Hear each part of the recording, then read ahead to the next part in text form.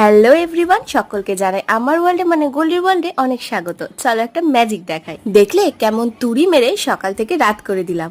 রাত যখন হয়ে গেছে চলো পুজোর শপিং শুরু করে দিই। আরে সামনেই তো পুজো, শপিং তো শুরু করতে হবে নাকি। যেহেতু বাইকে করে যাব তাই দুজনের হেলমেটটাই কিন্তু ম্যান্ডেটরি। তো আজকে আমরা শপিং করব বাজার কলকাতা থেকে, যেটা কৃষ্ণনগরে একদম নতুন খুলেছে। আর এখানে বড়দের কালেকশন কি দেখবো, বাচ্চাদের কালেকশনই এত সুন্দর রয়েছে, সেগুলোকেই দেখছিলাম। তবে আজকে আমরা এখানে নিজেদের জন্য শপিং করতে আসিনি। আজকে শ্বশুর মশাইয়ের জন্য 4টে জামা কিনতে এসেছিলাম। তোমরা দেখে বলো তো কেমন হয়েছে।